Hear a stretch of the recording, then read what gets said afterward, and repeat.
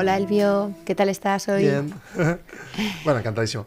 Muy bien, pues yo más, así que vamos a charlar un poquito hoy, ¿no? Hoy nuestra idea era hablar de cómo la IA está impactando desde un punto de vista sectorial también, ¿no? Ya empezamos, como dices tú, a destilar y ya la gente no solo busca qué es la IA que puede hacer por mí, no, sino qué es la IA que puede hacer por empresas como la mía, en mi sector o en estos departamentos de mi sector, ¿no? Con lo cual ahí tenemos ya un, Vale. una Pero, matriz. por ejemplo, sí, eso sería construcción, ¿qué más? ¿Qué me decías? En Clínicas. construcción, en temas de salud, en temas de educación, en el sector financiero, en agencias, temas de marketing, tal, ingenierías, bueno, pues obviamente en el mundo Construcción también me industrial. dijiste antes. Sí, construcción es el primero que hemos dicho, yo creo. Ah, vale. Vale, vale, sí, sí. Entonces, construcción, por ejemplo, ¿qué le pasa? Pues que es un sector pues que tiene a veces eh, está poco digitalizado en algunos ámbitos, ¿no? Los perfiles de las personas que trabajan en el sector pues a veces son un poco reacias a... Tiene sentido, ¿no? Claro, Quiero tiene decir, mucho sentido. sí, por una persona que está operando un tipo de negocio que no está tan atravesado por tecnología, bueno, aunque el hardware que utilizan siempre es tecnología, desde un percutor hasta un martillo, ¿no? O sea, todo es tecnología. Pero curiosamente, en ese perfil, en esos perfiles, claro, coordinarlos es una parte, producir ese evento que va a ser la construcción, pero luego también yo visualizo mucho que va a aportar cuando venga la etapa del audio, ¿no? Del lenguaje natural con audio bien trabajado con dispositivos que acompañen eso, un pinganillo, lo que sea, que esa IA con un modelo propietario y con un pinganillo, que esos operarios puedan hacerle preguntas constantemente mientras operan y que sientan que tienen a alguien acompañándole, un copilot que les puede guiar y demás.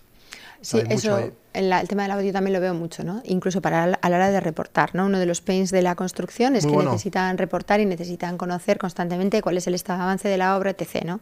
Entonces muchas veces eso implica que haya una persona con un coste hora alto que vaya a la obra, que mida, que haga tal, ¿no? Entonces, Ah, muy desde el bueno punto de eso. vista del reporte, las herramientas Bueno, pero tecnológicas... para reporte ahí tendrías, por ejemplo, mandar audios por un WhatsApp y que ese workflow te traduzca ese WhatsApp a texto, de ese texto te arma un informe y automáticamente ese Por WhatsApp ejemplo, sí. genere Eso informes es, o a... que pueda reportar por imagen, que si he pintado la pared se vea que la pared está pintada, que es herramientas de escaneado que miden Claro. los espacios Ah, y que...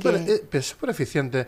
Igual, claro, fíjate, cualquier persona podría pensar en un workflow súper complejo, hacer una aplicación, pero claro, solo si conectas con, ¿no? con una plataforma, conectas el WhatsApp, que ahí ya es multiformato, audio, texto, vídeo, y sí, eso es, y traduce y luego ya lo haces todo lo complejo que quieras, informa por mail a quien quieras, o sea, es genial. Claro, además el WhatsApp es una herramienta Muy chulo, que sí. sí usa la gente muy cada vez más, ¿no? Todo el mundo, ¿no? Y que para comunicarse con los clientes incluso la utilizamos cada vez más, ¿no? Para mandar ofertas, para... O sea, aquí decir, no me refiero a nosotros, obviamente, no mandamos las ofertas por WhatsApp, pero pues en muchos sectores sí, ¿no? Igual si yo estoy contactando con un gremio para que me mande una oferta de que me haga este trabajo en mi casa, me lo va a mandar por WhatsApp. Sí, pero es interesante lo que dices, ¿eh? Sí, Porque es muy fácil de implementar. Fácil, entiéndase, sí. con acompañamiento. Sí, en el mundo de los comerciales también lo estamos viendo mucho y lo estamos utilizando, ¿no? Que un comercial, después de reportar o sea, después de estar con un cliente, ese reporting, que también suele ser un pain del mundo de los comerciales, pues lo mismo que dices, ¿no? O sea, un audio por WhatsApp, oye, mira que estaba con este cliente, que me ha contado que tiene esta necesidad, estamos en este punto, la IA te estructura eso y se lo sube al CRM, ¿no? Y ya está, y todos felices. El comercial feliz, la empresa feliz porque el dato está ahí y Claro. lo estamos recogiendo y lo estamos estructurando para recogerlo de la forma adecuada, etc., ¿no? Esto es lo mismo en una clínica privada de estética. Igual, claro, porque al final está toda la capa de gestión, al final es común a todas las empresas, ¿no? Entonces, toda la capa de gestión que realizamos, ¿no? En todos estos departamentos, pues nos sirve para cualquier empresa, ¿no? Y al final el definir esos flujos, tal, bueno, pues es súper interesante, ¿no? Bueno, esos flujos, claro, ¿cómo son? Por ejemplo, quiero que las personas cuando manden un WhatsApp me llegue a mí la notificación que les haga 20 preguntas para tener, ¿no? Y que en vez de pedirle esas 20 preguntas que sean por audio o si quieren recibir una llamada, esa llamada también puede ser sintetizada con IA, con lenguaje natural y que luego el workflow, ¿no?, termina por destilar mensajes al CRM de cliente cualificado, cliente indeciso, cliente no sé qué, tal. Entonces, ayuda en eso para ordenar más la oportunidad, ¿no? Que es interesante. Ordenarla. Puedes empezar incluso desde la propia búsqueda de los clientes, que en el mundo B2B necesitas buscar y segmentar bien a los clientes a los que te quieres dirigir, y obviamente ahí la IA te puede ayudar un montón a buscar empresas de este tipo, empresas de este otro que se dediquen a esto, sí. a buscar y a filtrar las oportunidades de buscar clientes. En el caso de las licitaciones, ¿no?, la IA nos ayuda a procesarlas y filtrar las que me aplican, etc. Obviamente en el mundo del marketing digital, por supuesto que el dato es clave, ¿no? Entonces estaría toda esa parte. Luego, una vez que tu cliente te hace un pedido, ¿no?, la IA lo procesa, lo pica, lo mete en el ERP automáticamente. Por un lado, hay muchas empresas que están picando datos de pedidos a mano todavía, pero más en el mundo de la construcción, en ingenierías, tal, la problemática suele ser que tenga una persona leyendo eso que mi cliente me pide, leyendo la licitación y extrayendo de ahí información. Es decir, de texto no estructurado, de una base de lenguaje libre a una tabla Excel, ¿no?, de algo no estructurado a algo estructurado, ¿no? Y la IA eso lo hace genial, ¿no? Y tienes igual a un ingeniero que tiene un coste hora de no sé cuánto que se está dedicando a leer un PDF y a extraer unos datos. Eso lo hace la IA y luego el ingeniero solo lo tiene que revisar y demás, ¿no? Entonces, buen melón ese, el rol, el coste hora y la especialización. Claro, ¿por qué? Y claro, ¿para qué queremos que hagamos hacer las personas realmente? Es ¿no? una buena pregunta, ¿no? ¿Esto se ajusta a la idoneidad del rol que está operando? ¿Esto realmente está sobrecualificado o está infracualificado para este proceso? Claro, entonces ahí cuando pones la IA, obviamente, queda sobrecualificado. Mira, es curioso, se da la vuelta, en vez de creer que ¿no?, reemplaza, lo que hace es sobrecualificar al humano, porque el humano obviamente ahí dice, no, espera, esto no tiene sentido, voy a una tarea de más valor para mí como humano y de más valor para la IA, se queda con la automatización. Y siempre decimos, ¿no?, que no queremos hacer cosas aburridas, repetitivas y tal, aunque también te digo, puede llegar un punto en el que ya nuestros pobres cerebros, cuando consigamos quitar, ¿no?, de nuestro día a día todo ese trabajo más operativo y tal, pues estén, como le pasa al mío, está el pobre muy estresado y le tenemos ahí sobreexigido, ¿no? Esto me recuerda... Pero tú, sí, ¿a qué te recuerda esto? No, me recuerda un poco a una cosa que no sé si hemos comentado, que me suena que no, que escuché hace poco de que en Silicon Valley no, perdón, en algún estado de California, no recuerdo exactamente dónde, había algunas escuelas que no. Vale. Que estaban evolucionando hacia otros modelos de educación. Entonces me pareció súper guay porque estaban haciendo que las chiquis y los chiquis dedicaran solamente 2 horas al día a aprender con algoritmos personalizados.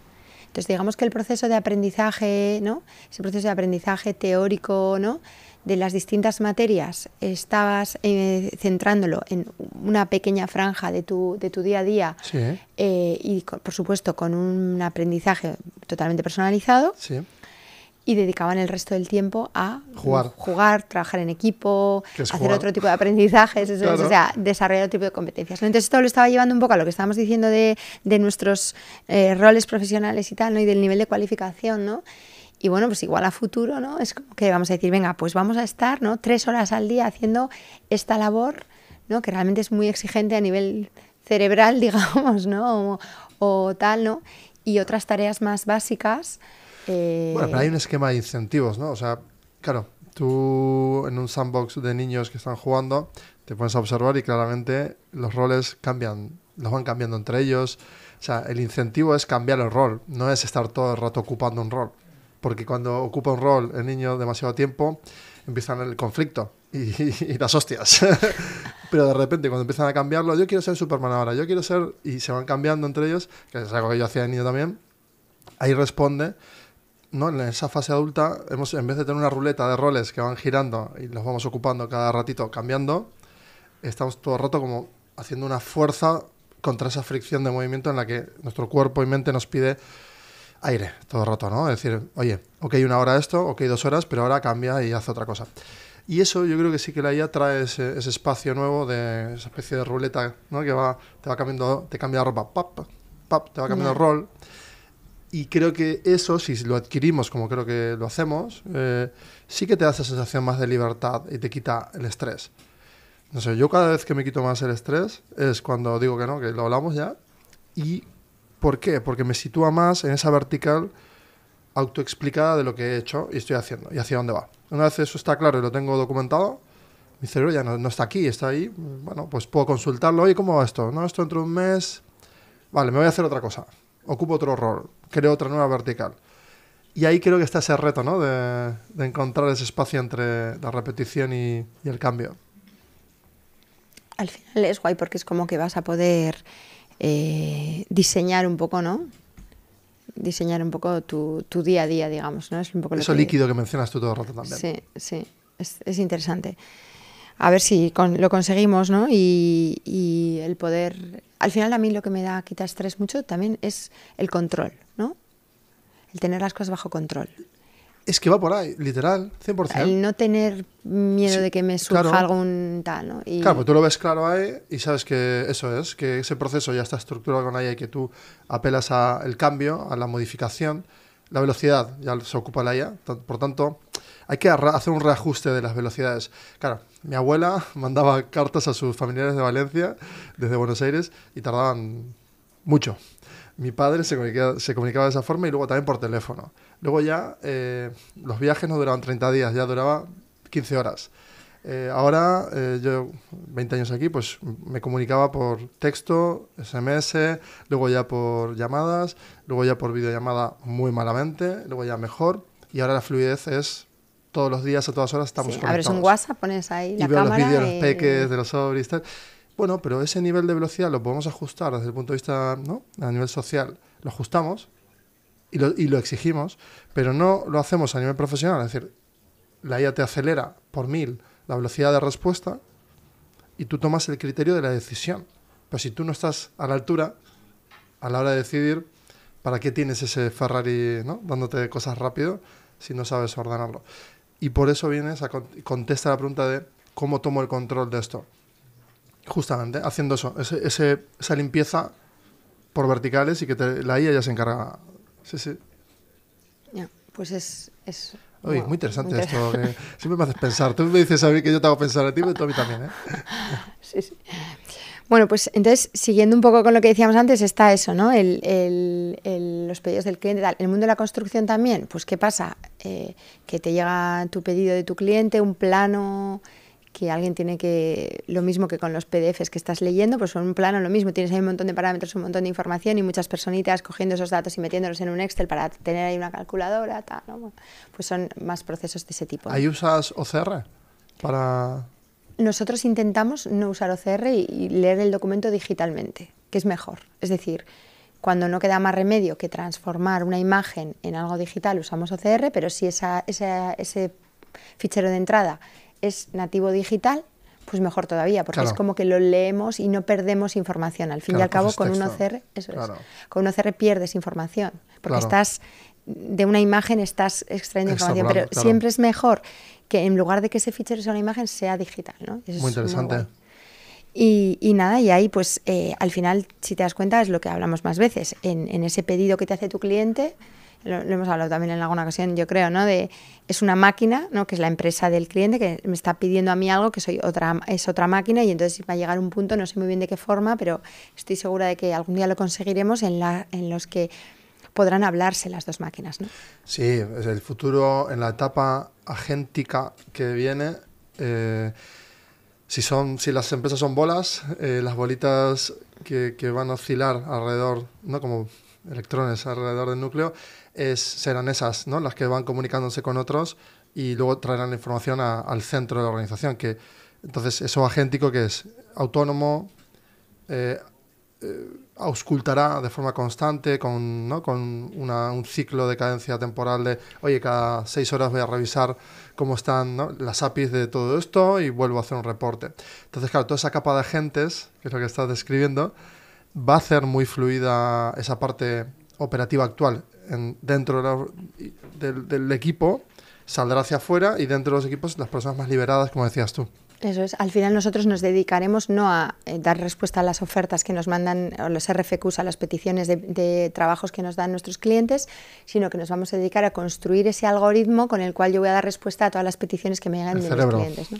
Hay muchas empresas que no venden tanto porque es que preparar cada oferta les lleva un montón de tiempo, ¿no? Eso es una realidad de muchísimas empresas, entre las cuales nos incluimos nosotros, ¿no? Sí, sí, sí. Entonces, el tener esto automatizado pues te da acceso a muchísimas más oportunidades y realmente es más guay el dedicarte a decir, ostras, voy a automatizar este proceso de cada vez que me viene un pedido de un cliente, cómo le voy a contestar con una tecnología, con una IA, que a estar ahí pico y pala, ¿no? Que es lo mismo, estás construyendo un activo en lugar de tener que estar en el barro, ¿no? Respondiendo a los pedidos de tu cliente, ¿no? Y eso es algo que, vamos, te diría que es uno de los principales pains del 80% de las empresas con las que estamos.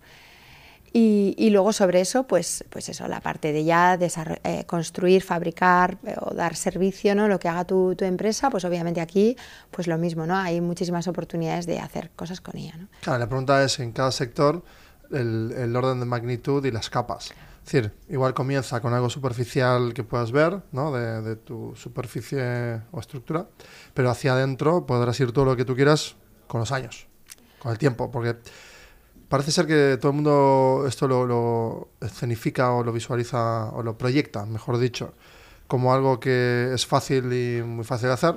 O sea, es muy fácil promptear un poco y jugar con eso. Ahora, hacerlo profesionalmente es más complejo.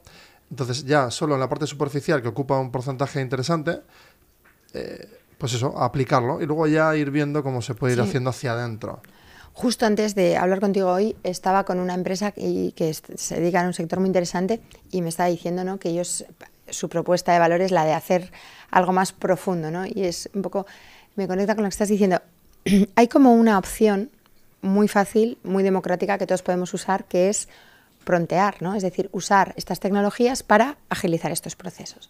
Pero no deja de ser una capa superficial, ¿no? Es decir, yo uso la IA para generar documentos así, generar informes, generar propuestas, leer lo que hace el cliente.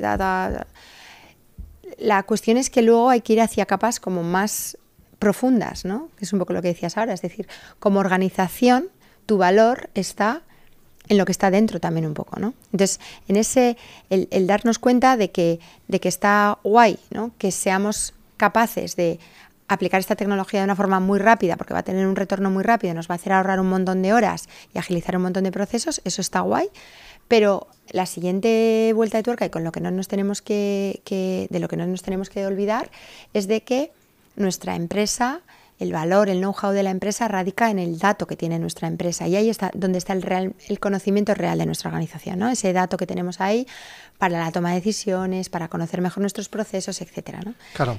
Entonces, sí. Claro, hay que utilizar la tecnología también desde esa parte que nos da la agilidad y tal, pero luego también desde ese dato que está ahí nuestro, yo realmente cuando conozco mi organización y el valor que yo aporto, etcétera, cuando soy capaz de controlar bien todos nuestros procesos, nuestros costes, cuando soy capaz de presupuestar bien, de hacer un seguimiento bueno de los proyectos, de medir la satisfacción de mi cliente, de tal. Todo ese dato es súper clave para las organizaciones, ¿no? Y además, ¿qué pasa con el dato, ¿no? Que hasta ahora solo hablábamos del dato cuantitativo. Cuando todos estos años atrás veníamos, ¿no? Hablando todo el tiempo del dato para la toma de decisiones, el Big Data, el dato para aquí, el dato para allí. Estábamos siempre hablando de un dato cuantitativo. Y estábamos tratando de hacer conscientes a las organizaciones, ostras, ya tienes el dato ahí organizado, tal. Pero siempre era un poco dato cuantitativo, ¿no? Es decir, tienes el dato de tus procesos, de las horas que te cuesta hacer esto, de tus clientes, de la rentabilidad que te dan. Ese dato cuantitativo, ¿no? Que luego tú llevas a un Power BI para analizarlo, para tener tus cuadros de mando, etc.